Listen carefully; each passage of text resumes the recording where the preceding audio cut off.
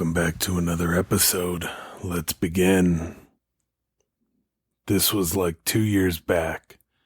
We were teenagers, and like every teenager, we thought we knew everything.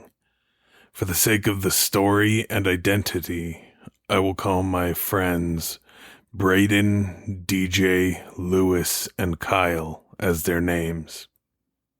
Anyways, we were at Brayden's house, and it was night.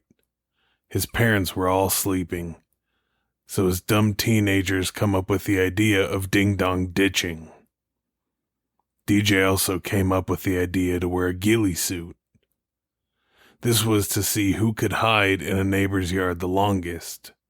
As a team, we voted for Lewis to wear it first, then Kyle, and me. We all decided to leave the house through Brayden's room window.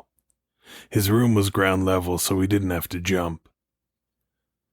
After Lewis, with his ghillie suit, went to a house that was like 4 streets away from Brayden's house, he went to the door, rang it, and hid next to a bush. The rest of us watched from a distance. Then a guy that was like 5'8" or 5'9" and was overweight walked out the door. He yelled, "Who is it?" And we all stayed quiet. He then turned around and said, "If this is a joke, then fuck off," and closed the door, so everyone quietly yelled to Lewis to just leave the property. However, he didn't listen. Instead, he went to the door and rang it again. Then he hid in the same spot. Then the guy came back out, and he was holding a bat. He scanned his yard and saw Lewis. The man said, "What are you doing here?" and raised the bat. We immediately feared for Lewis, but Lewis, with his quick thinking, pushed him over, which was easy because Lewis, for his age, was already 6 foot. Anyway, he pushed him over and ran away. DJ and I followed Lewis while Brayden and Kyle went for Brayden's house, I assume. The reason Lewis didn't head for Brayden's house was so that if he was being followed, Brayden didn't get in trouble.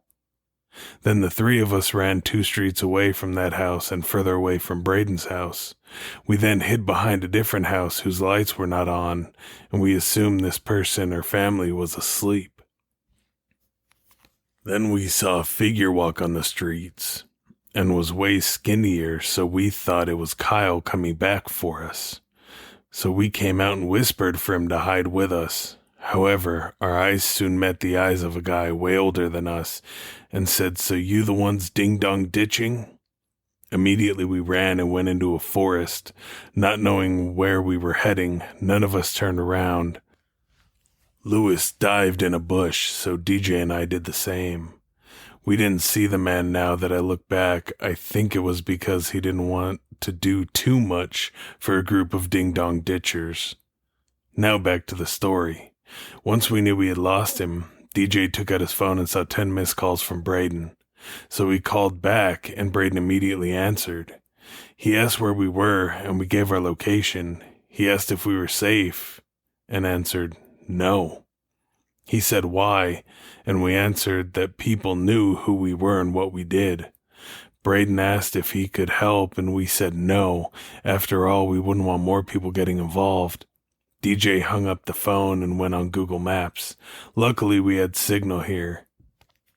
DJ started leading us out of the forest. And once we're about to head out, we saw a group of no more than 5 people walking with a flashlight, including the man we ding-dong ditched. He still had a bat and he was pissed.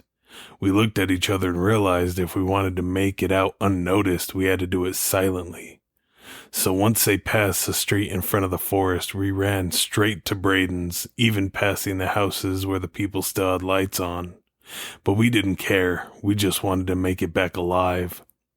Once we made it back unnoticed, we answered Brayden and Kyle's questions, then slept. There's more to the story, unfortunately, as when I was getting driven to my house, my mother pulled out her phone and had a screenshot of a post on the local neighborhood app saying, quote, "Just got ding-dong ditched by some teenagers. Consider themselves lucky, because I would have taught them a lesson." This was posted minutes after we ding-dong ditched the house. Now it made sense why we saw the one guy and the people with flashlights. I have now moved on from this and have vowed to never ding-dong ditch again. So for the kids reading this, be safe. Don't be dumb.